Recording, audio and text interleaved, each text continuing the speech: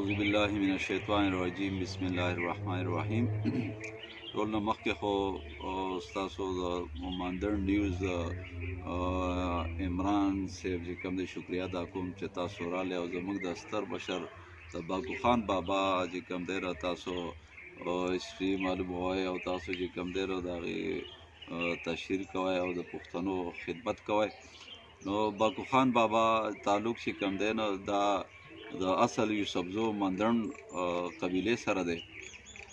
دا شارټ خبره دا ده چې لکه څنګه پښتانه چې کوم دی د افغانستان نه راغله د ملک احمد خان بابا په مشرۍ کې بیا دلته مېشته شو پېښور کې خو شابه دلته کې چې کله هغه زیات شو هغه دلته راورسېده. دغه شان ملک احمد خان صاحب چې و هغه په 1530 کې هغوی وفات شو. 1530 کې چې هغوی وفات شو د هغې نه پس چې کوم دی ملک ګجو خان د زموږ د یوسفزو مندرنو سره هغې هم تعلق ساته. ګجو خان چې کوم دی دا زموږ د پښتنو د یوسفزو مشر شو. د ملک ګجو خان نه وروستو چې کوم دی بیا ملک چې کوم دی غازی خان او ملک مصری خان او ملک کالو خان اخر دا چې اخري زموږ د یوسفزو مشر ملک باکو خان صاحب چې کوم دی دا پګړی ورته په سر کړی شوه او دا د مغلو دور و.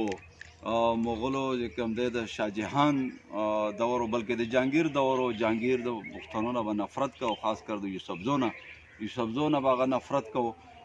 دوی چې کوم سره هم څه لږې ډېرې مبارزې وکړې خو بیا د هغوی زوی شاهجهان چې و هغه یو ډېر چې کوم دی نو امن پسند انسان و. هغوی دې سره روغه جوړه وکړه او زموږ باکو خان سردار صاحب چې کوم دی دې هم امن پسند و د روغې جاړې او د امن خاوند و. د دوی چې کوم دی نو روغه جوړه وکړه او بیا چې کوم دی نو زموږ یوسفزو ته بلکې مندرنو ته چې کوم دی یو موقع په لاس شو تر لرې لرې پورې د دې چې کوم دی نه لاس ورسېده خواره شو.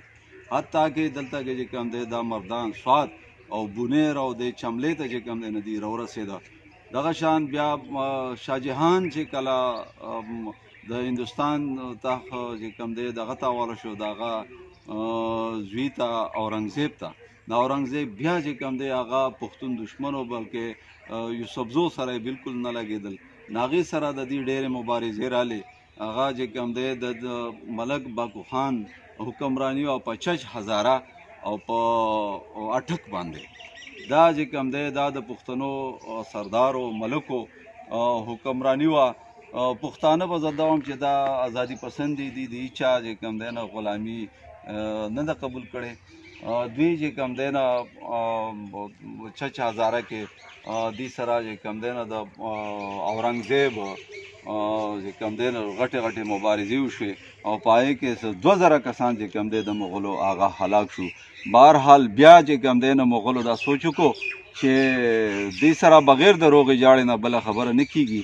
بیا روغه جوړه وکړه او چې کوم دی د ملک باکو خان سره چې کوم دی په هغه جګړو کې ملک باکو خان ورور سید خان دا پکې شهید شو وفات شو او ملک باکو خان پکې په خپله زخمی شو. چې کوم دی بهرحال وروستو بیا روغه جوړه وشوه او چې کوم دی نه دوی هغې سره په دغه کې چې کوم دی نه شامل وو او پښتانه بیا چې کوم دی د امن سکون ژوند. خو بهرحال د چا چې کوم دی نه هغه دغه نه دی قبول کړی او دوی پکې دلته راغلي دي په دغه مبارزو کې او چې کوم دی نه دلته بیا بیمار شو او چې کوم دی نه دلته کې په کنکوی کې هغوی چې کوم دی نه دفن شو. اوس د هغې من قبر سره ولاړ یو او چې کوم دی الله تعالی دې ورته بخښنه نصیب کړي.